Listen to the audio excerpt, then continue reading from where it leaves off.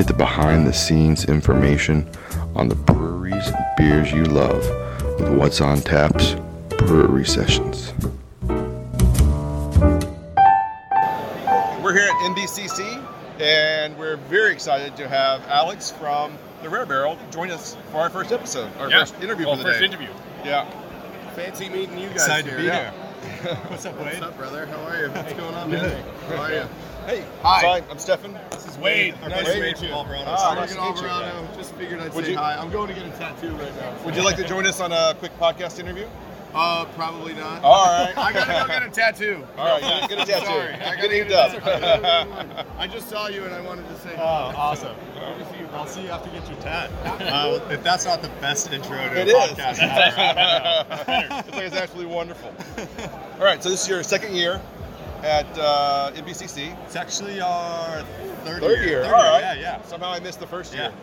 Yeah, we came back in 2016, then we took a year off, and then we realized it's stupid to take a year off from this festival because it's so much fun. This is one of the best festivals in the world, I believe. So, Yeah, and you guys have just like hit the ground running, and you've been doing an amazing stuff with sour beers. And how did you get into that particular style, and especially at a time when maybe sour beers weren't really known in the U.S.? Yeah, totally. So that was part of how we got into it. So part was we loved sour beer. That's what we ended up drinking, Jay and I. Jay was working at the brewery in Orange County, and by the time he left, he had brewed a lot of sour beer, and then he was the head of their barrel aging program. So he had some experience making sour beer too. And then we also had a hard time finding it. It was a little bit before everyone started making it. You know, it was back in the days when, you know, it was Lost Abbey, Russian River, New Belgium. Those were the ones that you could get, but you also a lot of times had to go line up at a place. You had to talk to the bottle shop owner and see what they had in back, and it wasn't easily available. So when we kind of connected the dots, like, hey, this is what we love. We know enough about how to make it to get started, but you know, we're still learning a lot. We don't by any means know everything. And then connected the dots of just like, it's hard to get. We figured other people probably want it too. But that being said, I mean, when we were starting, you know, everyone told us we were batshit crazy. I imagine at that time they probably weren't too far off, because I mean the beer scene has really shifted a lot in the past 5 years. I mean, it's just grown and expanded. And I mean, 3 years ago, if you asked somebody what a Berliner Weiss was or a Goza, they'd be like, I don't know what the hell that is. But now it's just common vernacular in the beer world. Yeah, it's amazing. I love it. It's so great. Like I can go to like almost, it seems like any brewery, and you can find some form of a sour on tap, it seems like. It's kind of amazing the number of kind of prestige craft beer companies that have now started a souring program of some sort. Like Brewdog just launched Overworks, and I was reading that another brewery has just started theirs. I can't remember which one it was. It's one of the big guys. But so it seems like sour beer is really kind of coming to its own now. I think it is, and you know, I think part of it might be is that we kind of have, you know, shared a lot of information around how to make it. It's not as hidden anymore in terms of how to make it, but also I find that it's often very different from most other beer styles than other beer styles are from each other. So the difference between, you know, an IPA and a lager, I think those might be a lot more similar in flavor profile than you'd find like sour beer in a lager or sour beer in an IPA, because there's predominantly an acidic note to it. And then you can also have these complex notes from Brettanomyces. You can often have fruited sours, which can open up a whole nother range of ingredients. The barrel is another ingredient, whether you're using, you know, used red wine barrels or freshly emptied cognac barrels or whiskey or tequila or freshly emptied wine barrels. There's just so much breadth of ingredients that you have to play with. That's so much fun. What's your favorite type of barrel to use? Ooh, I'd say my favorite type of barrel, which we don't use that much anymore, but I would say tequila. But the production team is going to hate me for saying that because that's why we don't use them anymore, because they're so hard to work with. But we've made a few really nice tequila barrel-aged sour beers. So what makes tequila barrels harder to work with than other barrels? They don't hold liquid well. And from what I understand, it's because the path of a barrel, it'll usually start off in wine or some type of spirit, and then it can go on to make beer for some time, or it can go on to make some other type of spirit. And then they'll often find their way, when they're done making that beverage, they'll make their way down to Mexico to make tequila, or they might go to the Caribbean to make rum. And then they'll hang out there for a very long time until they can't hold liquid anymore. And then some of them are fortunate enough to, boomerang back up and make beer. But we probably, whenever we make a tequila barrel aged beer, we usually end up dumping about half of the whole lot. Oh, wow. Just because we have so many we get some weird flavors that we just don't want to blend into our beer. And we also lose a lot of beer, and you might just lose so much that it just ruins the beer that way. But dumping beer is part of making barrel-aged sour beer. On our side of things, we thought going into it, we'd probably dump around 10% on average, and that's probably close to what we do on average. But then we have some, we might have a whole project that goes bad, and we have to dump, 20, 30 barrels at a time. And it actually kind of explains why you don't see a lot of tequila, aged beers on the market. It's mostly bourbon or rum cask, something like that, because it seems like it's a lot easier to reuse those barrels than it is the tequila because bourbon barrels are, because you're only allowed to use bourbon barrels once. Single use. So I guess you get a lot more bourbon barrels on the market to use for beer. Totally. What about your production process? Because you barrel age everything, right? Pretty much everything. Do you use fooders as well, or is it just barrels? I would say we have one little tiny fooder, and it's tiny, so I hesitate to even say we use fooders because it's so small. And we have a few punch-ins too. Maybe if I had to guess, around 20 punch-ins. We have some spontaneous projects going in those, and we want to use punch-ins for those. And for those who don't know what a punch-in is, it's about 2 times the size of a normal wine barrel. The surface area to volume ratio is different in that, so you have less surface area to volume. And that is great for long-term aging projects because you have less oxygen going from the air through the stave and into the beer. So it kind of sets you up for success to age a beer a little bit longer than if you were to use a smaller barrel. Where do you get inspiration from when coming up with a new recipe or a new beer? Well, I'd say we get inspiration from other brewers and what they're doing. There's a lot of creativity in the beer world. We also get a lot of inspiration from other foods. We make, this one might sound kind of crazy, but we make a creamsicle sour called Entanglement. That's a golden sour with vanilla and orange peel. Hey. Good to see you. What's up? This is Joe from Grimm in New York City. Hey, guys. Good to meet you. Nice to meet you. Where are you guys from? We're from Sweden. Well, I'm Swedish. I'm from the U.S. originally, but live in Sweden now. That sounds like a good idea. You want to join our recording? Yeah, we're doing a little interview. Oh, sorry for Joe's, That's okay. You're welcome to join in if you want. Joe's good at this stuff. I was actually just out at his place in Brooklyn back during New York City Beer Week, and he had a panel out there, which was a pretty cool panel with beer producers and then also a winemaker and was it a mead maker too? Yeah. We had a cider maker and a mead maker. Cider mead maker. Yeah. But all people who use mixed culture, sort of somewhat controlled fermentations. Yeah. It's a good time. But we were just talking about where do we get inspiration from. We also, other foods too, we make a peach cobbler sour. Oh, nice. Cocktails too are a big one. Just kind of what flavors do you get, do you find in cocktails that you want, and how can you make that in a beer? Because we have the luxury of using different types of oak and different spirit barrel-aged beers and things like that. So, nice. How about you, Joe? Where do you get inspiration from for your beers? I think just from the ingredients themselves most of the time. We scour the internet for different kinds of fruit that we can find. If it comes in some sort of a format that we can get it into the beer, we just look for things that we can actually get into the beer in a successful way and that we think might work.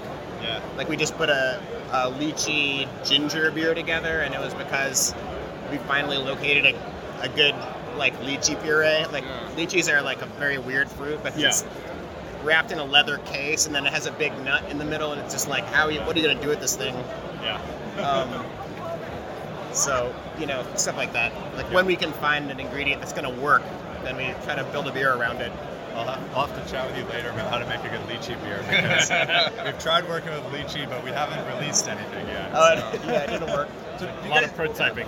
Do you guys find these kind of events really inspirational, where you can kind of like cross communicate and find the secrets of other people? Incredibly. I don't know. Maybe it's not so much about finding the secrets about other people, because I find that a lot of people in the beer industry aren't that secretive. I mean, we're just maybe secrets isn't the right term, but it's the skill or the process by which they came up with something. I mean, we get to come together at all these things. I mean, part of what I think is so great about an event like this is we get to share our beer with people who might not otherwise be able to have access to it or try it. But then also we get to meet up with friends who we don't see that often, like Joe and Wade from Alvarado, who cruise by, all these things. So you get to hang out and chat, and inevitably conversation leads to, hey, I really like this beer you made, and you just end up chatting about it and learning more. And I think that's good for the industry as a whole, because it gets us all, as the more information we share with each other, the better beer everyone's going to be making, and the better beer everyone's making, it elevates better for everyone. Yeah. So how do you decide on the beers to bring over? We just pick back to my table. That's good. That's okay. There you go. We just picked 8 beers that we really liked and wanted to share, and tried to get a variety in there too, so that we could kind of give a good example of the spectrum of the stuff that we make. Okay. Yeah. So what did you bring today for the yellow session? Yeah, so for this session, we brought 2 beers. One of them is Kerfuffle. Kerfuffle is a golden sour aged oak barrels with strawberries and raspberries. It's one that to me is quite it's this light to moderate acidity, a little bit of bread expression, and a nice jammy berry note to it. It's also one of our club beers. We have a club, Ambassadors of Sour, and so those beers are a little more limited and special. So for something like this, I wanted to share something special with everyone here in Copenhagen. It's super jammy. I'm just the more it warms up, I'm the more strawberry jam it tastes like. Oh, it's so good. Cool. Right on. And what was the other one? The other one we brought was Across the Sea, and that is a golden sour aged in oak barrels with a hint of coriander and sea salt. Totally different beer from the fruited sour that I just explained. It's kind of spiced in the way that you would traditionally spice a goza, but it's not a goza in any way, in that it is aged in oak. It does have a saison yeast primary fermentation, things like that. So it's that's a beer that, while we don't really have any food around us right now, I find one that just it's kind of like a slam dunk pairing with any dish, because that hint of coriander, that hint of sea salt, you can kind of tie that in with whatever food you're eating. Nice. Anything else? No, I think we have a first interview done. I do. I feel like thank you so much for your time. I really appreciate it. And my pleasure. We wanted to interview you guys last year, but we just missed everyone at the booth. So I'm super excited to come back and see you guys here and catch up with what you've been doing. Awesome. Yeah. Well, thanks for swinging by the booth, saying hi, and for sure. Looking forward to seeing you again next year too. Oh, definitely. Absolutely. Yeah. Thanks. Cool. Thanks a lot.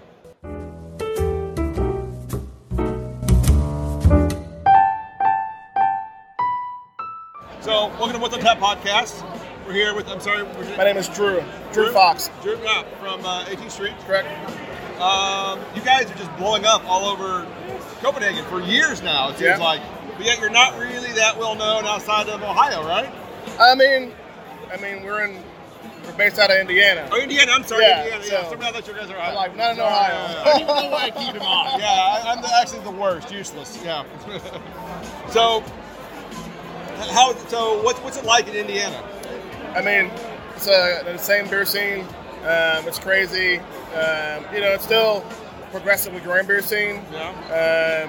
And every day there's something different. You know what I mean? So every day you see a different brewery pop up. But I mean, we've been around for 6 years, and we're just doing our thing, and having fun, man. Yeah. So I'm always excited about new 18th Street beers here in the Scandinavian market. I guess my question is, how is the Scandinavian market different from the U.S. market? I mean, it's still young. It's progressively growing. I mean, the U.S. market is, depending on the state you're in, but the Scandinavian market is wide open. I mean, you guys really didn't have that much access to craft beer, and now 6 years later, you have more access than, almost as equal as the United States. Yeah. So how many years have you been here? This is my 6th year. 6 years, yeah. 'Cause I know you guys have been around, it seems like forever. Yeah. Well, you've been here from like the first CBC, right? Yeah. I missed the first CBC. We didn't have money to fly down, so I came down the second one. So this is my So I 6th remember, year. like the first CBC I went to, one of the highlights of my CBC was the Hunter Vanilla. Yep. I think you had like 2 different versions of Hunter. We had Hunter Vanilla and we had coffee, probably. Yeah. Exactly. That was at the old location. Oh, yep. Yeah. Exactly. So, yeah. How long has 18th Street been around? I started the company in 2010. We opened our first pub in 2013. Yeah. So, and we're still here. So how have you seen it grown and change in those years? Oh, my God. You're like a grandfather in the beer industry at this point. It has changed. I mean, like, when I first started, there was only 5 breweries in our region. Now there's like 100 breweries in our region. So it's progressively changing. And, we're just trying to change with the times and really just stay progressive and be creative and make fun beers that people want to drink. How has 18th Street changed during that time? Honestly, we went from a 3-barrel kit. Now we're a 30-barrel brew house. Going to be producing anywhere from 13 to 14,000 barrels this year. Wow. Our first year we did 340 barrels. So what's your distribution like? Mainly in the state of Indiana. We do Chicago. We still do a little bit in Denmark, and we do a little bit of beer in New York and Philly. Okay. So yeah. How has that changed how you do beers? Is it like do you consider a larger marketplace then, or do you kind of just go like, this is what I want to fucking do, I'm going to do this? Yeah, mainly we try to focus on selling beers in our brew pubs. And, that's really a catalyst for us to say, hey, if a beer's doing well, if you have asses in the seats, people are drinking a beer, and that's a beer you should be producing that maybe for a bigger, broader market.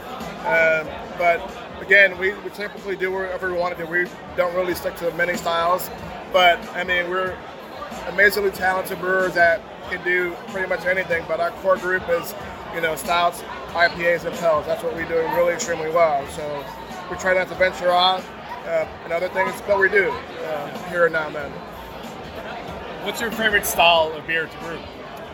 Honestly, I don't say a favorite style. I just like looking at it from being a creative, looking at different malts, using different yeast. But I try to immerse myself in being able to brew any style and not one-dimensional. So I don't have a favorite style, but I try to learn a different style every time. So yeah. So where do you draw inspiration to brew those different styles? A lot of reading, and mainly through looking at.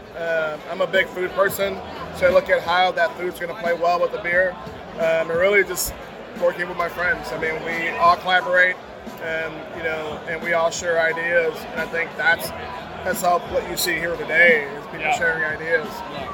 So what got you started? What made you want to be a brewer? I got tired of being a corporate douchebag. Makes total sense. Yeah, so no one's going to get rich from doing this. Maybe a few of us will, but honestly, being able to work for yourself and have some time for yourself and not be tied to a desk every day, So yeah. So when you first started, you've been at this for a long time now. How have you seen your game changing? I'm not getting any fucking younger, I can tell you that much.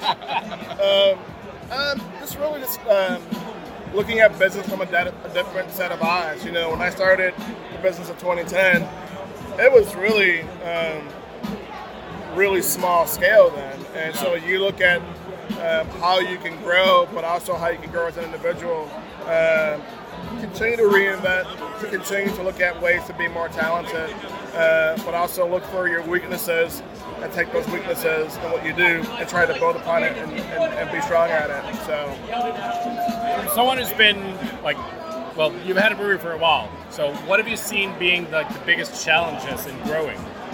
It's always capital.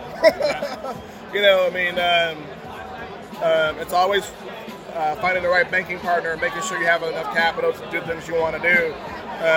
And then you got to know when to stop. You got to know when to say, hey, we have enough is enough, and let's work with what we have. So I think you see that with a lot of breweries as they get started and they just expand, and then suddenly it's just like, oh, they got bought out by somebody. It's like, Well, yeah, because I mean they've reached their limitations of what they're going to be able to do. So in order to grow and expand and still produce the same kind of quality, or they go under because they just can't go any further. Right. I mean, so how many brew pubs do you have now? 1, 2, 3, and we're building 2 more. Wow. You're opening 2 more? Yeah. This year? Or? This year. Nice. Yeah, That's and really that's it. impressive. That's That's it. it. We're done. Yeah. No more. All in Indiana. All in Indiana. Yep. Yeah, we're not going outside the state. No need to. We don't want to. Yeah, that's great. I mean, Indiana is actually quite a big state. I mean, it's in the And scale it's of still things. small. It's still growing. It's still developing as far as the beer scene. So, and we want to be a part of that growth. So when you try to build a pub in another state, for me, it doesn't work. I mean, I want to be close to home. So. I mean, it's kind of an honor to talk to you because we don't actually talk to that many people that have been in the beer scene for as long as you have. So, I mean, it's got to feel like you've seen so many breweries come up and fade away, and new ones come up. And so, what do you say to the new guys who are just getting started? Have fun and try to be creative. Because this is by means no easy business to run. It takes a lot of heart, but a lot of soul, and it's stressful. But if you can find a way to have fun in doing it and make a little bit of money, then you're good. Yeah. So what's the secret of longevity? Just surrounding yourself around people who are good people. You know what I mean? Because I've been coming here for 6 years, and I don't think there's a bad bone in this room. And I think that's key, surrounding yourself around good people, people who are smarter than you, people who are talented to you. Because again, if you want to grow, you got to surround yourself around that circle of people. So what did you bring today? We brought 2 beers. These were like research and development beers. We're calling it Killer Bean series. So we just basically use some unmalted barley in one beer and some malted barley in the other.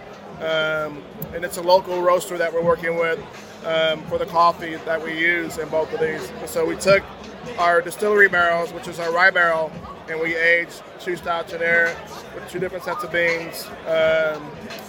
And now they're on track.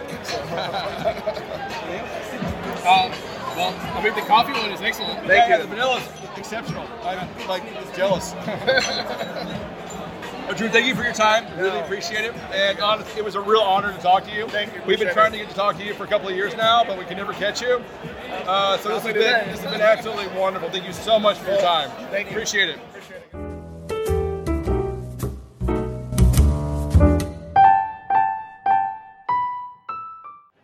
All right, so we're talking to Sam from draw a complete blank. Sorry, Foam Brewers. Foam Brewers. Yeah, it's been a tough morning. We've been drinking a lot. Yeah, So- yeah, absolutely. So welcome to MBCC. Thank you very This is much. your second year. Second year. Yep. Exactly. So how does it feel different from the first year? Well, seeing as how we just got here, it feels pretty similar, but a lot of the same faces, and that's a great thing. A lot of new faces too. So I was here last year with my partners Bobby and Todd, head brewer Bobby and our brewmaster Todd, but now I'm here with our creative director John Farmer and our general manager Danny Casey. And so we're just kind of with a different crew. So in that sense, we're just kind of taking on Copenhagen in a whole different manner. But but the festival is great, and we're thrilled to be back. Yeah, I know a lot of people are excited about your can release today. Yes. Yeah. So we're really excited about that too. We did that last year, and it seemed to be a big hit. And so they asked us if we were interested in doing it again, and told them absolutely. Oh, excellent. It's cool because we can pour the beer, but the cans, each one having their own identity through the label, and being able to get those labels out for people to see and kind of experience that side of what we do is kind of awesome for us. So you can see the shirt I'm wearing. Dick nice. Wax? Yeah. It's kind of a cool way to highlight Vermont artists, and so to get that art over to Copenhagen and out and about, it's really fun for us just to see people experience that. What makes Vermont such a great beer state? I think it's people's passion for beer up there. It's that everyone is just so passionate, so driven to make good beer, and I think kind of the competition up there also drives people to continuously try their best to make awesome beer. How old is Foam? So Foam just turned 3. All right. So Wow, we had our 3-year anniversary 2 weekends ago, April 28th. Yeah. We turned 3. So we're new. I mean, but going strong, having a blast. So in 3 years, how have you seen, the company grow and change and evolve? Yeah, we've just we've been growing really quickly, which is great. So we try to slow ourselves down, but since we started, we've taken over a production space in Heinsberg, Vermont, which is maybe 20 miles south of Burlington. And so we have another brew house down there, and that's where we brew pretty much for cans. Yeah. We do all the canning down there, and then we bring the cans up to our waterfront location in Burlington, and that's where we do our can releases. So that was a big addition for us. And just recently, we've taken over more space in the building we're currently in, and we're going to be working on doing some more barrel work and doing some food as a part of what we have to offer. Yeah. And then I think at this point we've brewed over 300 different beers so far. Wow. In 3 years. In 3 years. 100 beers a year. So at our brew pub on the waterfront, we do almost every brew is a new beer. So just kind of watching that catalog grow over time has been fun for us. So how do you grow and expand and change and evolve? I mean, what's that process like? It's all been very natural and just kind of. We do have kind of a big team. There's 5 of us as partners, but we've been fortunate in that we're all kind of on the same page. And even if we have our differences, but we all I think we have the same goal and what we're trying to accomplish, and that helps. It goes a long way. So you guys are known for your IPAs. We are. Yeah. Yep, definitely. What inspires you in that area? Like, what do you look for when you go into thinking about doing a new IPA? Yeah. Russell's beer project is amazing. Yeah. When we were at a different brewery before, and so kind of when we left to do foam, the biggest thing we set out to do was drink beer that we really liked, or make beer that we really liked to drink, and that's kind of where that started with the double IPAs. Is we just love hazy, juicy East Coast or Vermont style IPAs, and that kind of got us going in that direction. And then from there, we love doing lager brewing and sours. Todd is the partner of the House of Fermentology, which is a barrel program, really nice, sour program, and blendery. It's kind of a sister brewery to foam, but that's all wild, mixed culture fermentation. Yeah, I had a House of Fermentology yesterday, and it kind of blew my mind. Oh yeah, it was incredible. Which one? Which one? Syrah Nuts. Syrah Nut. Yeah. Yep. So we just did the release of the second version of that just recently, and sadly I had to explain who George Syrah was to get the reference. Oh yeah. Well, that's okay. Yeah. As long as you enjoy the beer. Yeah, they really did. But it was just like, you guys are missing the whole idea of pointillism behind this. It's really interesting. Yeah, but that's okay. That's okay. Yeah. The beer comes first, right? Yeah, it was really, really good. But now when we set out to do new beers, it's kind of what are we enjoying drinking at the moment? That's what we want to be making. We want to share that with everyone else. Yeah. So I just hit a wall there. Drew blank. Yep. All right. What do you got? Are you doing any sour beers at Foam at all? We are. Yeah. So what inspires you to do those? So we do try to brew seasonally. Yeah. So now that we're getting into spring and we'll be moving into summer and warmer weather, more sunshine, we're kind of brewing styles of beer that are lighter, more effervescent, bright colors. So we do like a lot of the fruited sours, like lactose fruited sours, with just tons and tons of fresh fruit to kind of make the beer, appear vibrant, with these deep reds or purples or oranges and colorful like that. I'm going to say, the sour I got here is so clear and so beautiful. Yes. It's incredible. And so save some of that for the picture later. I will. Yeah.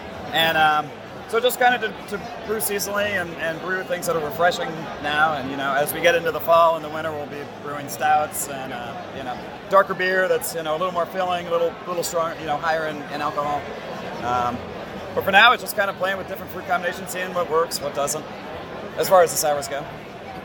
Nice. For your sour program, do you use barrels or is it kettle souring, like Berliner Weisses and Goses? Yeah, we're kind of all over the place. So we have one 10-barrel fruiter at our Burlington location that we do. That's all kind of mixed culture, wild fermentation, and we do a lot of fresh fruit in there. So this one was actually done with locally grown elderberries. Oh, nice. But then in the stainless, that's all mostly just kettle souring. But those beers are just really fun to make, and just kind of, you can crank those out in 2 to 3 weeks and see if it works or not. Versus the fooders usually go for 6 to 12 months. And then in Heinsberg we have some oak barrels as well that we're just kind of letting beer ferment slowly and just see how it evolves and matures over time and taste it periodically. When it's ready, it's ready. So those beers are just kind of hanging out for now. But with your kettle sours, do you use grain or do you use actual like lacto yeast or lactobacillus? So we are doing lactobacillus. Yep. So it's all very straightforward malt bill. Mostly Pilsner malt, and then we do a lactobacillus souring for 24 to 48 hours. Yep. And where do you get your lacto from? Trying to think. I'm not sure off the top of my head where we order it from. I'm just thinking, like, is it from? Because I've seen a lot of people using like yogurts and like just pure grains. Sorry, no, it's basically just a isolated lacto culture, and we buy it ready to pitch, ready to go. It just keeps everything really smooth and easy. Because then you get the same result every time as well. It is. It keeps everything consistent. That's just how we've been doing it. But we've toyed around with the idea of isolating cultures from different yogurts or off of fruit and stuff like that. But we haven't gotten to that point yet. But for now, we just do the 24 or 48 hour souring, and then we boil it, and then start the real fermentation. Yeah. So that's a good way to go. Yeah, it works. It works. It's kind of fail proof. Yeah. So exactly. So we don't have many tanks, so you kind of want to make sure that what's going into the tanks is going to be good to go. Exactly. So what's been your what kind of different fruits have you used so far? Oh, geez, we've used all sorts of stuff. Recently, we just did one with dragon fruit and pink guava. Nice. So I think that just went on tap yesterday at the brewery, and a little bit of sea salt in that one, so kind of a little bit closer to a goza than a true sour. But we use a lot of passion fruit, mango, blueberry, raspberry, blackberry, boysenberry, whatever we can get our hands on. So, and then sometimes we go for just zesting beer, so we'll do like blood orange zest or orange and tangerine zest with some lemon zest to kind of get away from using so much whole fruit, because that can become kind of tedious. But and that's turned out great as well. So do you find the zest versus the whole fruit to be a better result or different, or how do you rate that? Cleaner.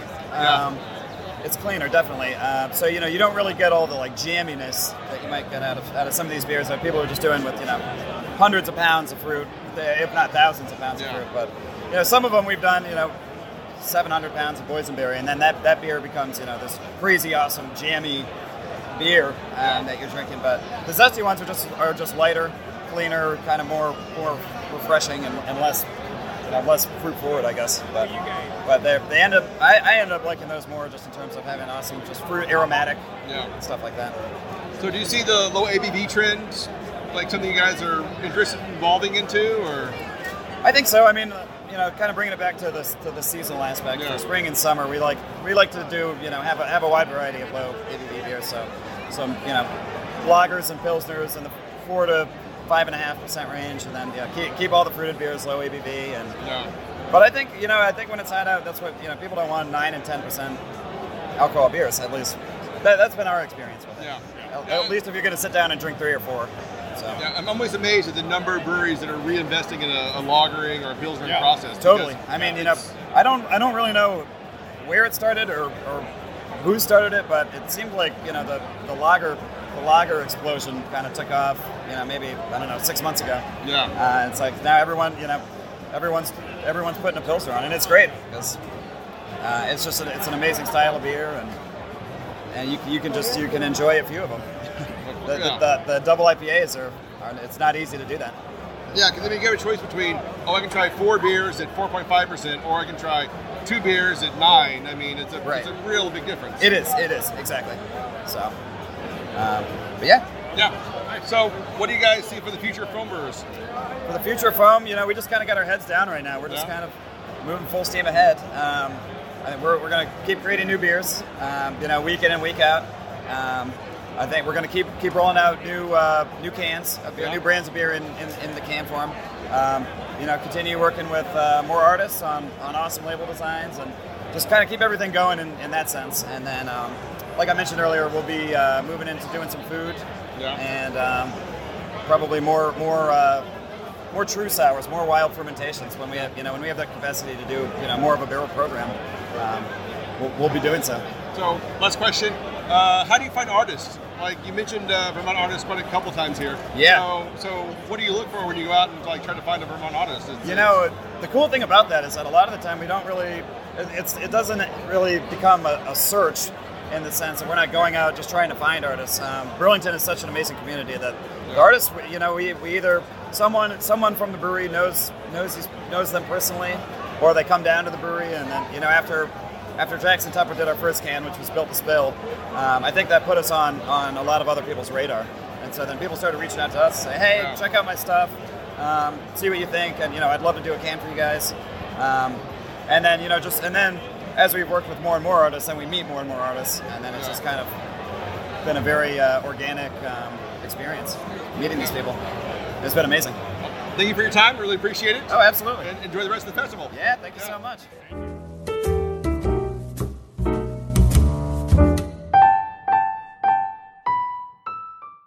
It's not very often that I ask someone from Mikkeller to get me a beer.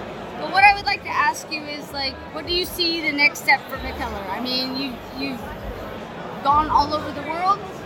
You're doing a lot of different things. What's the next step? To do more of that. I mean, my main goal with this is to get the whole world to drink craft beer, and I mean we're not there yet. So I mean we are working extremely hard every day to get more people in love with craft beer. And what do you think when people say, "Oh, those are craft beer nerds"? What's that? I do. Craft beer nerds. What's your answer to that? I love craft beer nerds, but I think everybody should love craft beer. The thing is, a festival like this, it's the most hardcore beer geeks from all over the world coming to this festival. I mean, we sell 85% of the tickets to foreigners, which is insane for a festival of any kind. And I obviously love the fact that we get all these people from all over the world. But honestly, I want everybody to enjoy and love craft beer. And when I asked you earlier, the Bangkok, Mikkeller, which is probably my favorite because I've been to the SF Mikkeller in San Francisco. I've been to some other ones, but my favorite actually is the Bangkok Mikkeller.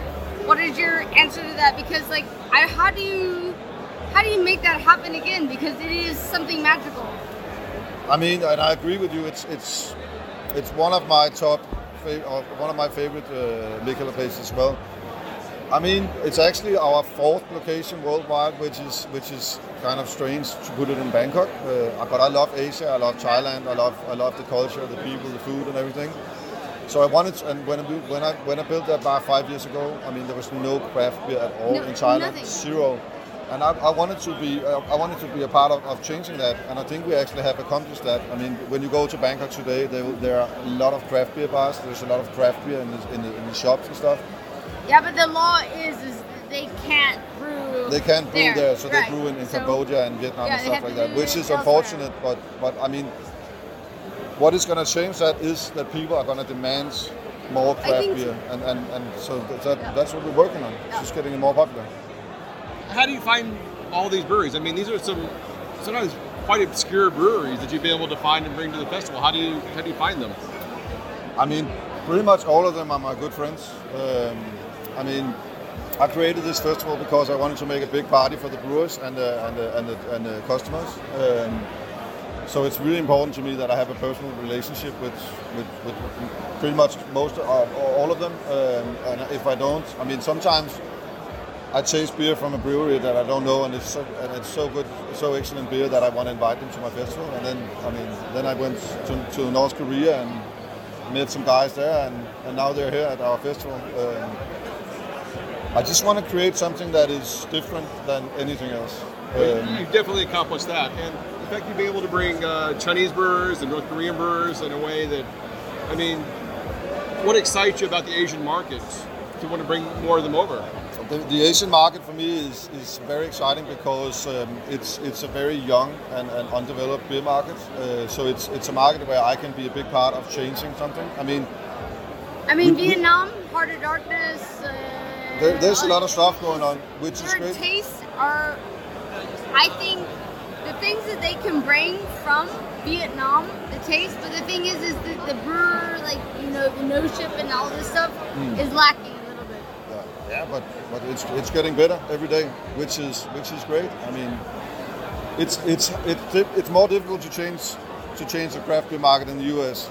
I mean, I love the American craft beer market, and I love being a part of it. But for me, it's extremely exciting to change to be a part of changing a whole continent, the way they drink beer, which I think we can in Asia.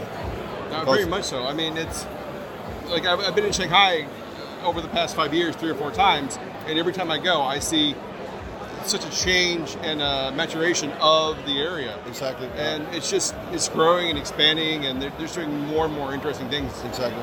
What I would like to ask is, like, what is your leadership about, like, the quality of water? Because when I go to Southeast Asia or China, the beer is good, but their water quality is not so good, and I think that's what brings the Nordic breweries so much higher. And I think it plays a big part. What are your thoughts about that? Obviously, the water plays a very big part. Yeah. It's 95% of the beer, and it's the only thing that you cannot just buy like everybody else does. I mean, we all have the same equipment: brewers, hops, yeast, malts, but we all have unique water. Obviously, we treat the water as well, but it's a very, very important part of brewing. So, and people don't get that. Actually, I think at our stand right now we have a beer. A German-style Pilsner, the exact same beer, but 2 different water profiles, because I want to showcase the water. Yeah. It's funny that you asked, but we do that, and we're going to come out with a water series where we are imitating water from different regions to show how, and then making the same beer to show how different it makes. I think it's a huge. It is a huge part of it. So you should go taste our beer. Oh, definitely. If you definitely read over there, it's amazing. How have you seen the festival change and grow and expand over the years? I mean, when you started this originally, it was a very small Danish kind of festival, and now it's a beer event that takes an entire week, and it just keeps to expand and grow and change and evolve. It's fun. It's cool. It's what I wanted. You got something here. You got me. It's I mean, we grow it a little bit every year because it's fun to add more stuff to it, and that, like, we grow the company and we do more restaurants and more new stuff. So yeah. Okay, I think we have to end it there. Yeah. High five. Thank you so much for your time. Let me get a photo of you guys, Yeah, and we'll call it a day.